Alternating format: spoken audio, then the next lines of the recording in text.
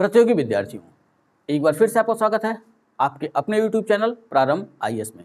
कैसे हैं आप लोग? उम्मीद करता हूं कि अच्छे होंगे और तैयारी भी काफ़ी अच्छी चल रही होगी।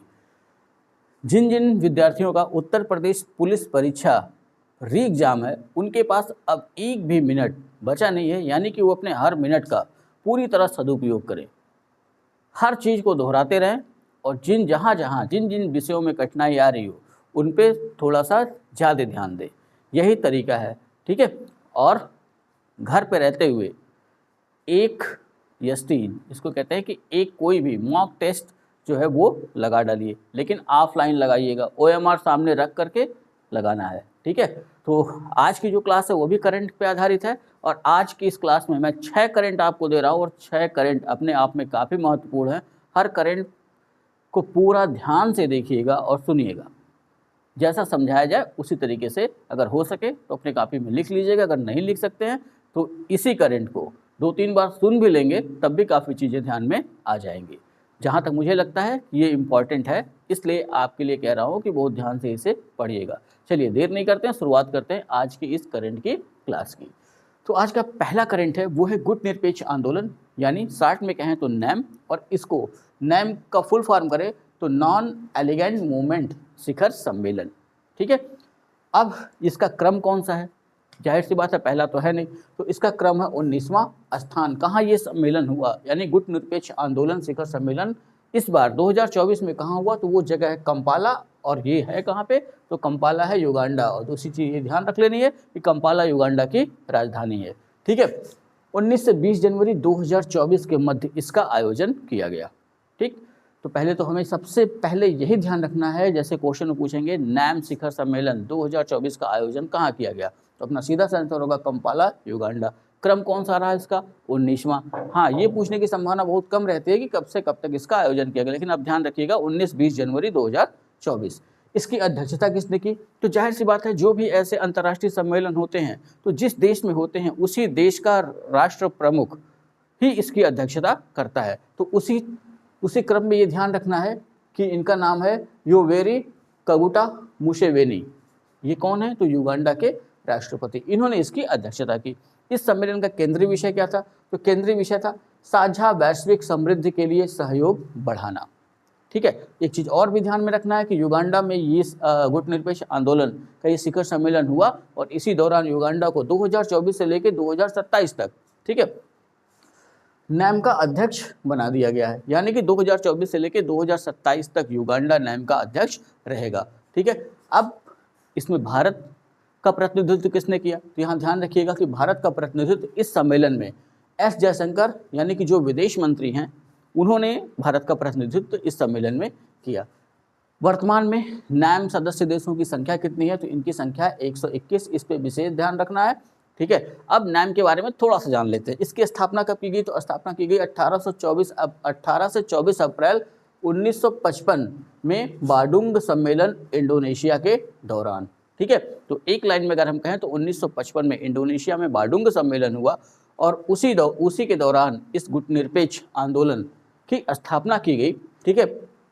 अब ये ध्यान रख लीजिएगा कि भारत इसका संस्थापक सदस्य देश है, यानी कि जब इसकी स्थापना की गई तो भारत की भी उसमें प्रमुख भूमिका रही, ठीक है। तो इसका प्रथम शिखर सम्मेलन कब हुआ? स्थापना तो 1955 ध्यान में रखना है, लेकिन अगर पूछे कि इसका प्रथम शिखर सम्मेलन कब हुआ तथा कहाँ हुआ, तो स्थान है बेलग्रेड, और बेलग्रेड कहाँ पे है? यूगोस्लाविया, ठीक है। 1961 इसमें भारत सहित 25 देश इस सम्मेलन में शामिल थे और वो 25 देशों की संख्या बढ़ते बढ़ते आज कहाँ तक पहुंची है? 121 तक। ये पॉइंट ध्यान में रखना है, ठीक है। जैसे पूछ सकता है कि नैम के पहले शिखर सम्मेलन में कितने देशों ने भाग लिया, तो वहाँ आंसर होगा 25। भारत ने भाग लिया? हाँ, भारत ने भाग लिया, भारत संस्थापक देशों में शामिल है, ठीक है। वर्तमान सदस्य संख्या 121, इतना ही ध्यान में रखना है। चलिए अगले करंट की तरफ बढ़ते हैं। इस करंट के बारे में अधिकतर आप लोग जानते हैं, लेकिन इस करंट को और अच्छे से जोड़ के देखना होगा क्योंकि कई चीज़ें इस दौरान हुई। तो अगला करंट है फ्रांसीसी राष्ट्रपति इमैनुअल मैक्रों की भारत यात्रा। तो इतना तो लगभग सबको पता है जो तैयारी कर रहा है कि इस बार गणतंत्र दिवस के ये मुख्य अतिथि रहे, ठीक है। तो संभावना ये है कि वहाँ से क्वेश्चन बनने की संभावना कम रहेगी। क्या बनेगा? तो जाहिर सी बात है जो भी थोड़ा बहुत पढ़ा होगा उसको इसका आंसर मालूम होगा, लेकिन हमें चलना है थोड़ी सी गहराई में। तो अब ये ध्यान रखना है कि इनकी जो भारत यात्रा थी वो कब से शुरू हुई। तो इनकी यात्रा शुरू हुई 25-26 जनवरी 2024, यानी 2 दिवसीय यात्रा पर ये भारत आए थे। 25 को भारत आए और 26 तक रहे। ठीक है, अब इनकी यात्रा की शुरुआत कहाँ से हुई, इस पॉइंट पे ध्यान में रखिएगा। ठीक, गणतंत्र दिवस के मुख्य अतिथि थे, तो इसका मतलब ये नहीं कि सीधे दिल्ली में उतरे, यही ध्यान में रखना है। तो इनकी यात्रा की शुरुआत हुई जयपुर राजस्थान से। ठीक है, यानी 25 जनवरी को ये पहुंचे जयपुर राजस्थान और वहाँ इन्होंने 3 जगहों का, आमेर के किले का, जंतर मंतर का और हवा महल का अवलोकन किया। ठीक है, यानी यहाँ पे ये घूमने गए। उसके बाद ये चले आते हैं दिल्ली, और दिल्ली जो मुख्य पॉइंट अभी जिसकी चर्चा की गई, भारत के 75वें गणतंत्र दिवस समारोह के मुख्य अतिथि रहे। ठीक है, अब ये फ्रांस के थे, तो क्या इसके पहले फ्रांस के कोई और राजनेता मुख्य अतिथि के तौर पर आ चुके हैं कि नहीं, ये भी देखना होगा। यहाँ ध्यान रखिएगा, ये छठा अवसर था जब फ्रांस के कोई नेता भारत के गणतंत्र दिवस के मुख्य अतिथि रहे।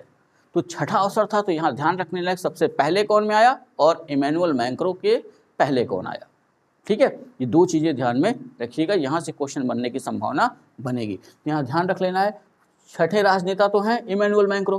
पहले व्यक्ति जो भारत के गणतंत्र दिवस के मुख्य अतिथि बने वो थे फ्रांस के वो थे जैक्स शिराक। ठीक है, कब आए, 1976 में आए, और उस समय ये फ्रांस के किस पद पर थे, तो उस समय तत्कालीन फ्रांस के प्रधानमंत्री थे, ये ध्यान में रखना है। अब इमैनुअल मैक्रों तो छठे हैं, 5वें कौन थे, तो फ्रांस के 5वें नेता जो भारत के गणतंत्र दिवस में मुख्य अतिथि बने वो थे फ्रांसवा ओलांद। ठीक है, ये आए 2016 में, और जब ये भारत आए थे तो उस समय ये फ्रांस के राष्ट्रपति थे। ठीक है, इतनी चीज़ें ध्यान में रखिएगा। अब ये यात्रा जो इमैनुअल मैक्रों की भारत के संदर्भ में हुई, तो केवल गणतंत्र दिवस के मुख्य अतिथि के तौर पर नहीं थी। तो इस यात्रा के दौरान कई समझौते भी हुए और कई घोषणाएं भी हुई। ठीक है, तो जो घोषणाएं हुई हैं उनको यहाँ देख लेते हैं। एक समझौता बहुत महत्वपूर्ण हुआ है, जिसके लिए मैं एक अलग से छोटी सी वीडियो क्लास दूंगा। ठीक है, या ये कह सकते हैं कि 1 या 2 मिनट की वो क्लास होगी, उसे इसलिए अलग बनाऊंगा कि वो ध्यान रखना है, एक महत्वपूर्ण स्टैटिक जीके के साथ वो जुड़ता है। ठीक है, भारत के दौरान प्रमुख घोषणाएं, यानी कि भारत और फ्रांस के बीच जो संबंध है, यहाँ जब इमैनुअल मैक्रों भारत की यात्रा पर आए तो उन्होंने कौन कौन सी, या भारत ने उनके साथ मिलकर कौन कौन सी प्रमुख घोषणाएं की, उसको देख लेते हैं। ठीक है, तो यहाँ ध्यान रखिए कि वर्ष 2026 भारत फ्रांस नवप्रवर्तन वर्ष के रूप में घोषित किया गया, यानी कि आने वाला जो वर्ष 2026 है वो भारत फ्रांस नवप्रवर्तन वर्ष के रूप में मनाया जाएगा। ठीक है, फ्रांस के एफिल टावर में भारत के यूपीआई के प्रारंभ की घोषणा की गई कि फ्रांस की राजधानी पेरिस में वहाँ एफिल टावर है और वहाँ पे यूपीआई के प्रारंभ की घोषणा की गई इमैनुअल मैक्रों द्वारा। ठीक है, फ्रांस के सेनेगल में एक सौर अकादमी की स्थापना की घोषणा की गई। ठीक, अगली जो घोषणा थी, फ्रांस के मार्शे में भारत के महावाणिज्यिक दूतावास एवं भारत के हैदराबाद में फ्रांस के ब्यूरो डी फ्रांस के स्थापना की घोषणा की गई, यानी कि एक दूसरे के यहाँ ये महावाणिज्यिक दूतावास खोलेंगे। ठीक है, वाणिज्यिक दूतावास का मतलब यहाँ ध्यान रख लीजिएगा कि इनका काम व्यापार से संदर्भित होगा। वाणिज्यिक दूतावास है, दूतावास तो पहले से ही था, तो ये वाणिज्यिक दूतावास है। तो भारत वाले जो वाणिज्यिक दूतावास है उसे हम फ्रांस में कहेंगे महावाणिज्यिक दूतावास, और फ्रांस का जो वाणिज्यिक दूतावास भारत में खुला है उसके लिए नाम दिया गया है ब्यूरो डी फ्रांस। ये ध्यान में रख लेना है। कहाँ खोला जाएगा, भारत में हैदराबाद में, और फ्रांस में कहाँ खोला जाएगा, तो मार्शे में। ठीक है, ये ध्यान में रखना है। भारत जो अगला है वो बहुत ध्यान से देखिएगा कि, और ये घोषणा क्या थी, तो इसे नाम दिया गया है शेंगेन वीजा योजना। ठीक है, ये शेंगेन वीजा योजना है क्या, तो फ्रांस में उच्च शिक्षा के लिए। ठीक है, फ्रांस में उच्च शिक्षा का मतलब यहाँ ध्यान रखिएगा स्नातकोत्तर, यानी कि अगर आप जैसे अपने यहाँ एमए करता है कोई, ठीक है, एमएससी करता है, स्नातक से ऊपर, तो स्नातकोत्तर की पढ़ाई के लिए, साथ ही साथ अन्य उसके ऊपर की पढ़ाई के लिए, पीएचडी के लिए, किसी चीज़ पे शोध के लिए या किसी अन्य रिसर्च के लिए अगर वो फ्रांस जाना चाहता है तो 5 वर्षीय शेंगेन वीज़ा उसको दिया जाएगा। इस योजना की घोषणा भी इसी समय की गई। ठीक है, तो इतने करंट ध्यान में रखना है। कहने को तो एक करंट है, लेकिन अगर देखा जाए तो इससे कितने करंट बनाए गए हैं। ठीक है, तो इस सब पे ध्यान बना कर रखिएगा, और यहाँ से आने वाला क्वेश्चन अगर आप कर लेते हैं तो निश्चित रूप से उस हाल में या इस परीक्षा में बैठे हुए अनेक प्रतियोगियों से आप आगे होंगे। अगले करंट की बात करें तो ये एक सूचकांक है। ये सूचकांक का नाम है अंतर्राष्ट्रीय बौद्धिक संपदा सूचकांक 2024। अंतर्राष्ट्रीय बौद्धिक संपदा सूचकांक के संदर्भ में ये बता देना चाहता हूँ कि ये सूचकांक लगभग 50 संकेतकों पर बनाया जाता है। और इसमें ये देखा जाता है कि एक देश अपने यहाँ पे जो बौद्धिक संपदा का मतलब कि जो ऐसे व्यक्ति हैं, बुद्धिमान व्यक्ति हैं, उनको एक सिंपल भाषा में अगर कहें तो जो बुद्धिमान व्यक्ति हैं या बौद्धिकता से संबंधित जो भी चीज़ें हो रही हैं उसको वो कितना आगे ले जाता है। ठीक है, यही है अंतर्राष्ट्रीय बौद्धिक संपदा सूचकांक। ठीक है, तो इसको जारी कौन करता है? तो यूएस चैम्बर ऑफ कॉमर्स से संबद्ध ग्लोबल इनोवेशन पॉलिसी। ठीक है, तो दो नाम यहाँ पे आ रहे हैं, दोनों में से जो ऑप्शन में होगा वही अपना आंसर होगा, या US chamber of commerce he option में होगा या ग्लोबल इनोवेशन पॉलिसी ये ऑप्शन में होगा। और ये ग्लोबल इनोवेशन पॉलिसी इसको जारी कर रही है 2012 से। अब अगर पूछ ले किस देश द्वारा जारी किया जाता है, ये संस्था किस देश की है, तो यूएस जुड़ा हुआ है, आप कह सकते हैं संयुक्त राज्य अमेरिका। ठीक है, इस सूचकांक में कितने देशों को शामिल किया गया? तो शामिल देशों की संख्या रही 55 और जो संकेतक बनाए गए 50, यानी जिस पे नंबर देना था, ठीक है, उसको संकेतक कहेंगे, उनकी संख्या थी 50। यहाँ ध्यान रख लेना है जिन जिन देशों की जीडीपी 90% से अधिक थी उन्हीं को इसमें शामिल किया गया है। शीर्ष 3 स्थान, यानी इन 55 देशों में बौद्धिक संपदा के मामले में वो देश जो अपने यहाँ बौद्धिक संपदा का संरक्षण करते हैं उस संदर्भ में ये रिपोर्ट है। और ये देखना होगा कि कौन कौन से वो देश हैं जो अपने यहाँ पे बौद्धिक संपदाओं का सबसे अधिक संरक्षण करते हैं। तो उसमें सबसे आगे है संयुक्त राज्य अमेरिका। ठीक है, दूसरे नंबर पर यूनाइटेड किंगडम यानी यूके, तीसरे नंबर पर फ्रांस। ठीक है, अब इसी संदर्भ में भारत को हमें देखना होगा कि इस रिपोर्ट में भारत का स्थान कौन सा रहा। तो आपको क्या लगता है कि भारत अपने यहाँ बौद्धिक संपदा का संरक्षण अच्छे ढंग से कर रहा है या अच्छे ढंग से नहीं कर पा रहा है? ये सोचने का विषय है। हाँ, ये सूचकांक भी इस बात को दर्शाता है कि यहाँ पे थोड़ा सा ध्यान देना होगा। तो 55 देशों में इस बार भारत का स्थान रहा 42वां। ठीक है, चलिए अगले करंट की तरफ बढ़ते हैं। अगला करंट है भारत का पहला डार्क स्काई पार्क। ठीक है, और नीचे एक करंट है दक्षिण पूर्व एशिया का पहला नाइट स्काई अभयारण्य। दोनों में अंतर रखना है समझ के, अगर समझ के अंतर नहीं रखेंगे क्योंकि ऑप्शन में रहना है दोनों, तो वहाँ क्वेश्चन गलत होने की संभावना ज़्यादा रहेगी। यहाँ पे ध्यान रखिएगा, ये क्या है? Dark sky park. डार्क का मतलब अंधेरा कह सकते हैं, स्काई का मतलब आसमान कह सकते हैं, पार्क का मतलब पार्क ही कह सकते हैं। ठीक है, अब ये भारत का पहला डार्क स्काई पार्क कहाँ बना है या किसे घोषित किया गया है? तो यहाँ ध्यान रखिए, पेंच बाघ अभयारण्य को भारत का पहला डार्क स्काई पार्क घोषित किया गया है। ठीक, इतना ध्यान में रख लीजिएगा, पेंच बाघ अभयारण्य भारत का पहला डार्क स्काई पार्क घोषित हुआ है। उद्देश्य क्या है इसका? ये डार्क स्काई पार्क क्यों बनाया गया? तो इसके उद्देश्य के बारे में चर्चा करें तो प्रकाश प्रदूषण की समस्या से निपटना। तो सबसे बड़ी समस्या जो है वो है प्रकाश प्रदूषण। क्यों? ये ध्यान रखिएगा कि जो जीव जंतु हैं, ठीक है, हम तो रात भर जागते रहते हैं, हम लोग कोई 10 बजे तक सो रहा है, कोई 12 बजे तक सो रहा है, कोई 1, कोई 2, ठीक, लेकिन उस संदर्भ में जीव जंतुओं के सोने का नियम फिक्स है। ठीक है, तो अधिकतर जीव जंतुओं को चाहिए अपने सोने के लिए अंधेरा, जैसे पक्षियों को, पशुओं को। अब हो क्या रहा है कि अधिक रोशनी की वजह से उनके इस सिस्टम में आ रहा है बदलाव। ठीक है, इसकी वजह से उनके भीतर आ जाती है उग्रता। इसी से निपटने के लिए इसी को कहा गया है प्रकाश प्रदूषण। ठीक है, और दूसरा इसका उद्देश्य क्या है? खगोल विज्ञान में रुचि रखने वालों के लिए उचित वातावरण सृजित करना। खगोल विज्ञान का मतलब जिनको चांद, तारे और ग्रहों में रुचि है उनके लिए एक अच्छा वातावरण वहाँ पे विकसित किया जाए। ठीक है, तो ये तो हो गया पहला जो सिंपल सा क्वेश्चन आएगा कि भारत में हाल ही में पहला डार्क स्काई पार्क कहाँ खोला गया। जब स्काई पार्क कहेगा तब, और साथ में जुड़ा रहेगा डार्क। ठीक है, तब अपना आंसर होगा पेंच अभयारण्य। और पेंच अभयारण्य है कहाँ? तो पेंच बाघ अभयारण्य का विस्तार मध्य प्रदेश, सबसे पहले तो आंसर अपना मध्य प्रदेश होगा। अगर मध्य प्रदेश ऑप्शन में नहीं है तो हमें जाना होगा महाराष्ट्र। ठीक है, क्योंकि ये 2 राज्यों के साथ लगा हुआ है। ठीक, ऊपर आते हैं, यहाँ देखिए पेंच में एक रात्रि वेधशाला भी स्थापित की गई है तथा एक निर्दिष्ट स्थान को तारा अवलोकन, और तारा अवलोकन को अंग्रेजी में कहते हैं स्टार गैजिंग, ठीक है, के लिए चुना गया है। तो ये ध्यान में रख लीजिएगा। स्टार गैजिंग का मतलब कि अब तो जैसे अगर हम बात करें आज के 20 साल 15 साल पहले की, तो जब लाइट कटती थी लोग छतों पे आ जाते थे, तो बच्चे तारा देख लेते थे, सब कुछ आसमान का अवलोकन रात में कर लेते थे। फिर लाइट आती थी, फिर लोग नीचे आ जाते थे। अब जब से इन्वर्टर आया तब से ये आसमान देखने की परंपरा लगभग समाप्त सी हो गई है। ठीक है, तो उसी संदर्भ में ये ध्यान रखिएगा कि एक स्थान इसमें भी निर्धारित किया गया है, एक रात्रि वेधशाला बनाई गई है। ठीक है, जहाँ से तारों को देखा जा सकेगा। ठीक है, इसलिए तारों का अवलोकन करना अंग्रेजी में क्या कह रहता है, स्टार गेजिंग। ठीक है, पीच बाघ अभयारण्य एशिया का 5वां डार्क स्काई पार्क है। ठीक, यानी कि इससे पहले एशिया में ऐसे 4 डार्क स्काई पार्क बनाए जा चुके हैं। किसी अन्य वीडियो में उसकी चर्चा करूंगा। ठीक है, तो लास्ट में ये ध्यान ही रखिएगा, पेंच बाघ अभयारण्य मध्य प्रदेश और महाराष्ट्र दोनों राज्यों में विस्तारित है, लेकिन सबसे अधिक क्षेत्रफल इसका पड़ता है मध्य प्रदेश में, इसलिए हम ये मानते हैं कि ये मध्य प्रदेश में स्थित है। पहला आंसर अपना मध्य प्रदेश। मध्य प्रदेश अगर ऑप्शन में नहीं है तब अपना आंसर क्या होगा, महाराष्ट्र। ठीक है, अगले करंट पे आइए। दक्षिण पूर्व एशिया का पहला नाइट स्काई अभयारण्य। ठीक है, ये क्या है, नाइट स्काई अभयारण्य।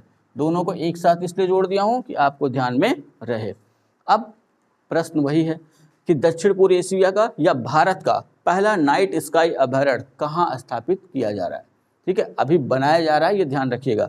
तो जगह है, राज्य पूछा तो केंद्र शासित प्रदेश लद्दाख में। लद्दाख में कहाँ, तो पूर्वी लद्दाख के हनले गांव, ये ध्यान में रखिएगा, में स्थापित किया जा रहा है। अब जहाँ ये स्थापित किया जा रहा है ये क्षेत्र भी एक वन्यजीव अभयारण्य के तहत आता है। उस वन्यजीव अभयारण्य का नाम भी हमें ध्यान में रखना है, वो है चांगथांग वन्यजीव अभयारण्य के अंतर्गत ही ये स्थित है। कौन सा, नाइट स्काई अभयारण्य हल्ले। ठीक है, आगे ये भी ध्यान रखना कि हल्ले में इसके पहले भारतीय खगोल वेधशाला भी स्थित है, जो 4500 मीटर की ऊंचाई पर स्थित है, यानी समुद्र तल से इसकी ऊंचाई 4500 मीटर है, जो हल्ले में भारतीय खगोल वेधशाला स्थित है। इतनी ऊंचाई पे बनाने का रीज़न ये है कि 4500 मीटर की ऊंचाई पर है। अभी जो बारिश के बादल हैं वो रहेंगे इसके नीचे। ठीक है, यानी कि अगर आप वहाँ पे हैं हल्ले गांव में तो बारिश के बादल आपके नीचे हैं और आप बारिश के बादलों के ऊपर हैं, जिसकी वजह से खुला आसमान मिलेगा और जो वहाँ पे तारों का, ग्रहों का, नक्षत्रों का अवलोकन करने जाएंगे उनको वहाँ पे कठिनाई का सामना नहीं करना पड़ेगा। ठीक है, चलिए आज के आखिरी करंट की तरफ बढ़ते हैं। हाँ, छोटी छोटी वीडियो दे रहा हूँ, अभी कुछ समय बाद जैसे जैसे आपकी परीक्षाएं निकट आएंगी ये वीडियो क्लास और जो है लंबी हो जाएगी। मैंने सब्जेक्ट के रिवीजन के लिए भी कहा है, बहुत शीघ्र ही वो क्लास मैं आपको दूंगा। ठीक है, हाँ, अगला करंट है अपना नीतीश डिवाइस। ठीक है, नाम से समझ ही गए होंगे, नीतीश डिवाइस एक नाम रखा गया और नीतीश कुमार किस राज्य के मुख्यमंत्री हैं, बिहार के। ठीक है, तो ये डिवाइस है क्या, किसके द्वारा निर्मित किया गया है, किसके द्वारा लॉन्च किया गया, तो ये ध्यान रखिए, बिहार राज्य आपदा प्रबंधन प्राधिकरण द्वारा जनवरी 2024 में इसे लॉन्च किया गया है। ठीक है, अब इस डिवाइस को बनाया किसने, तो इसे बिहार राज्य आपदा प्रबंधन प्राधिकरण द्वारा IIT पटना के सहयोग से विकसित किया गया है। ठीक, IIT पटना और बिहार राज्य आपदा प्रबंधन प्राधिकरण, इन दोनों ने मिलकर ही इस डिवाइस का निर्माण किया। इस डिवाइस का काम क्या होगा, इस डिवाइस का काम ये है कि जो बिहार के वो क्षेत्र हैं जो आपदा प्रभावित ज़्यादा हैं, जैसा कि आपको पता ही है कि बिहार बाढ़ प्रभावित काफ़ी है, बाढ़ प्रभावित क्षेत्र बिहार में काफ़ी अधिक हैं और वहाँ पे बार बार बाढ़ आती है। इसी संदर्भ में कोसी को बिहार का शोक भी कहते हैं, क्योंकि कोसी नदी लगातार अपना रास्ता बदल देती है। ठीक है, तो इस वजह से बिहार जो है बाढ़ आपदा से काफ़ी पीड़ित राज्य है। इसी वजह से इस डिवाइस का निर्माण किया गया है कि समय से पहले लोगों को ये चेतावनी दे दी जाए। ठीक है, अब ये ध्यान रखिए कि नीतीश का पूर्ण रूप क्या है। ठीक है, तो नीतीश जो नाम रखा गया है ये शार्ट नेम है और शार्ट नेम निकल के आ रहा है नीतीश। अब इसके पूरे नाम की चर्चा करें तो पूरा नाम है novel initiative technological intervention for safety of human lifes. ठीक है, ये इसका है पूरा नाम।